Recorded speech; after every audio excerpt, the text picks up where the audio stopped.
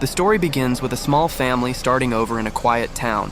Evelyn, her husband Red, and their young son Kane have recently moved into a new house, hoping to leave their past behind and build a more peaceful life.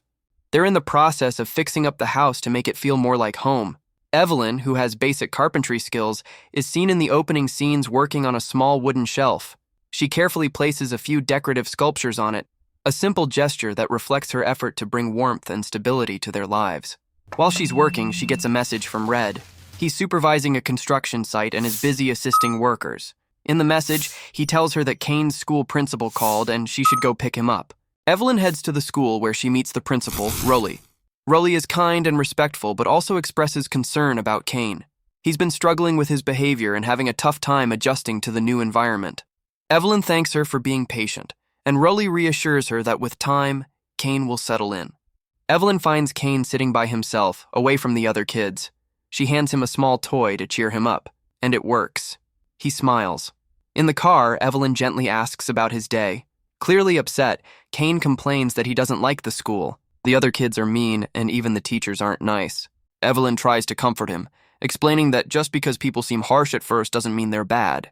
She reminds him that this is the best school in the area, and that she and Red are doing everything they can for him.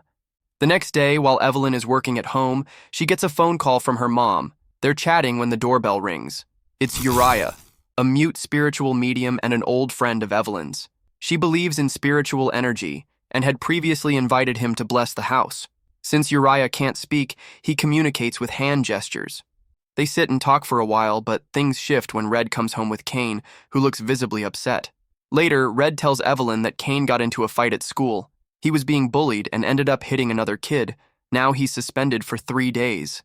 Red then questions why Uriah is there again, pointing out that it's the 3rd time Evelyn's invited him over this week. Evelyn says she wants to make sure the house is spiritually clean and protected, but Red, who doesn't believe in that sort of thing, asks her to send Uriah away. Reluctantly, Evelyn tells Uriah to come back next week. That evening, both parents sit down with Kane to talk to him. They tell him that for the next 2 weeks, he's not allowed to watch TV or play video games. They warn him that if his behavior doesn't improve, the punishment could last longer.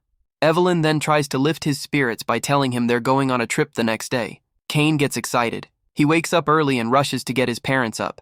They're heading to the nearby woods for a short family outing, just to get some fresh air, spend quality time together, and hopefully help Kane reset. Even during the trip, Evelyn and Red are worried about Kane. Evelyn fears he's having a hard time adjusting, but Red reassures her that with time and patience, things will improve. What is it? Shh. Come here. Be quiet. What is it? I think it might be... Up there!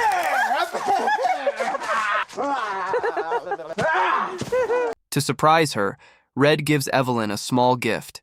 He set up an online store for her handmade woodcrafts, a thoughtful gesture to show his support for her creativity. Evelyn is touched.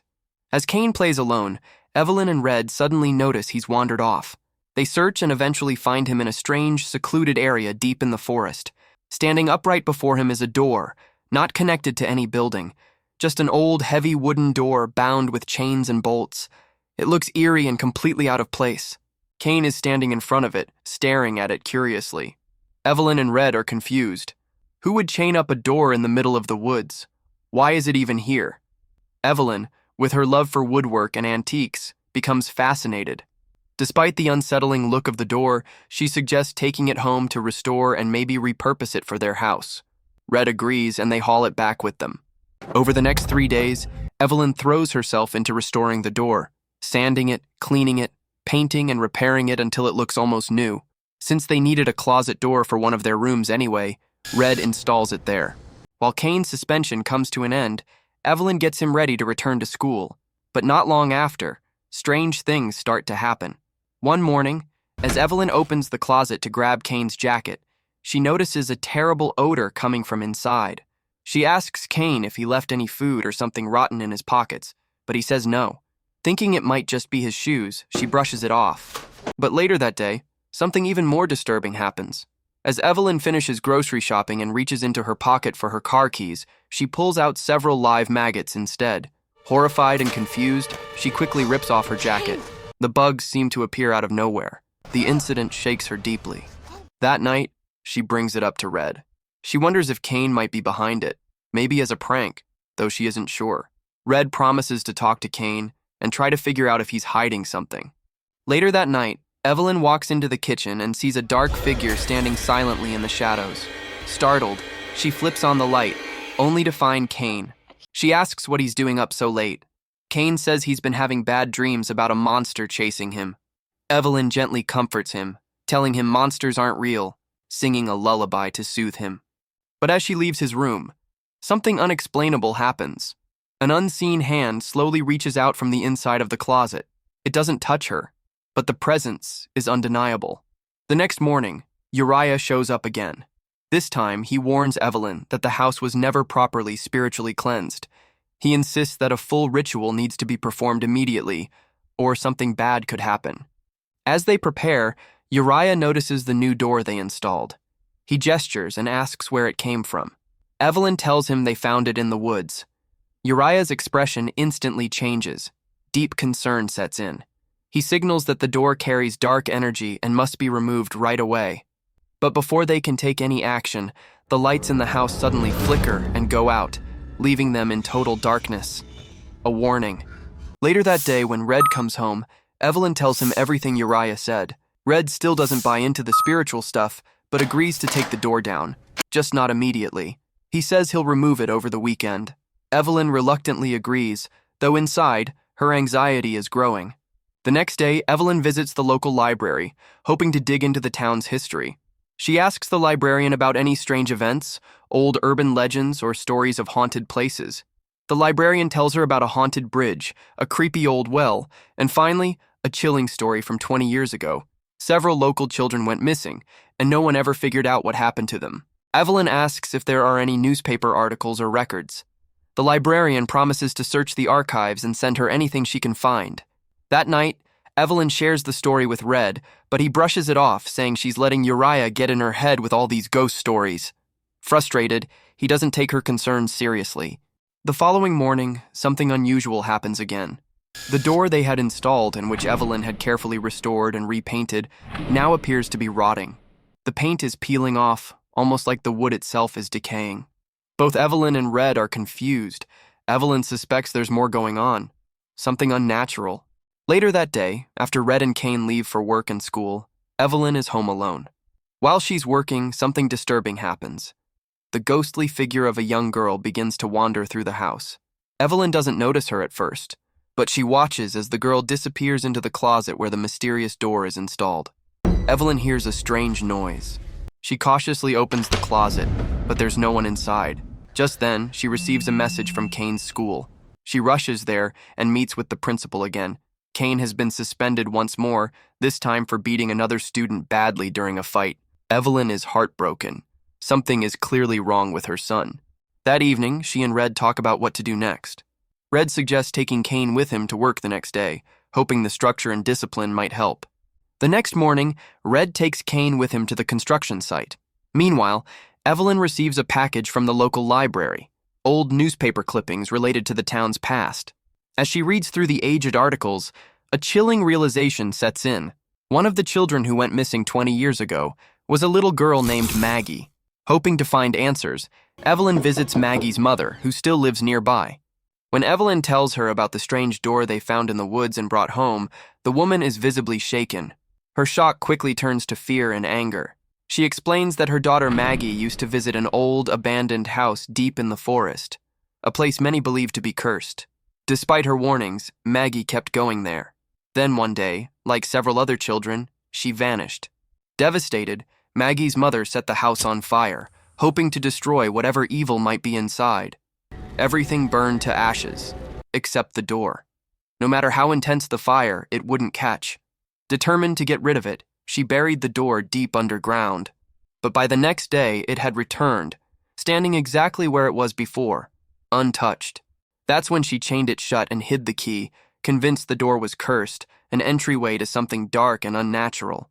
And the children stopped vanishing for 20 years. Now, hearing that Evelyn brought it home, she's horrified. You let it loose, Miss Eden.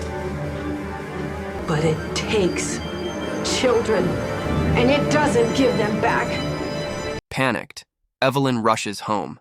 On the way, she receives a text from Red saying he already dropped Kane off at the house. Her stomach sinks. She calls him immediately and tells him everything. But when they get home, it's too late. Kane is gone. The closet door stands open, but their son is nowhere to be found. They call the police and file a report, but Evelyn knows this is no ordinary disappearance. She doesn't believe Kane ran away. She believes he was taken. The door, the dreams, the strange happenings. It's all connected. In desperation, Evelyn contacts Uriah, the only person she believes might understand what's truly going on. When he arrives, she and Red explain everything. The door, Kane's behavior, the nightmares, and what Maggie's mother told her. Uriah listens carefully and confirms their fears. The door is not just old, it's a portal, a gateway to a dark, ancient realm. But there's still hope. Uriah explains that if they return the door to the exact spot in the woods where they found it, a ritual can be performed to contact the spirit world and bargain for Kane's return. However, time is limited. The longer Kane remains in that other realm, the harder it will be to reach him. That night, Evelyn, Red, and Uriah carry the door back to the forest. They place it exactly where they found it. Uriah begins the ritual, using hand gestures and spiritual chants, drawing protective symbols around the area. As the ritual builds, a presence begins to emerge, a spirit known as the Gatekeeper. Uriah silently communicates with it, requesting to speak with the one who took Kane. The Gatekeeper is unresponsive at first, but after more chanting, it finally allows contact to be made. There's a price, though. In order to enter the other realm, they must give something up. Uriah places the old hidden key on the ground. It vanishes instantly. The door slowly creaks open by itself, and the woods go eerily quiet. Darkness pours through the opening. Uriah lights a lantern, revealing ghostly flashes of the many children lost over the years. Evelyn, Red, and Uriah step through the door, crossing into a realm of shadows. This world isn't just dark, it feels alive, fueled by fear. It's a place where children's souls are trapped, stalked by a monstrous entity that feeds on their terror. As they search through the haunting landscape, they eventually come face to face with the creature. It is terrifying, ancient, and grotesque. Uriah, somehow fluent in its language, tries to negotiate, but the demon refuses. It claims it only feeds on children's fear. Adults are useless to it. Evelyn begs. Red offers to take Kane's place. The demon laughs. "I don't want a sacrifice," it says. "I want fear." Then it turns to Evelyn and asks, "What are you willing to give?" Anything to get him back home safe. The demon proposes a deal. It will release Kane, but in return, Evelyn and Red must obey its will whenever called upon. They must give it access to more fear, more children. Driven by desperation, Evelyn agrees. She seals the pact not with ink, but with her soul. Suddenly, the door swings open behind them. Kane appears, shaken but unharmed. They grab him and flee back through the portal, returning to their world. Uriah tells them the ritual is complete, but their lives are no longer their own. He refuses to stay in the town and warns them never to break the pact. The next day, Evelyn and Kane pack up and leave, hoping to start fresh somewhere far away. But Red stays behind. He says he has one last responsibility. In the final scene, Red is seen restoring the cursed door. The wood looks brand new, the paint flawless. He installs it in the hallway of a local school, a place filled with innocent, frightened children. Then, without saying a word, he walks away. No one knows the truth. The demon has been set free again. From now on, it will lure children into its realm. But these children won't just go missing. They'll disappear into a world no one can find, and no one will ever bring them back. And the story ends here. Subscribe for more videos like this, turn on notifications, and leave a like to support the channel. Thank you for watching.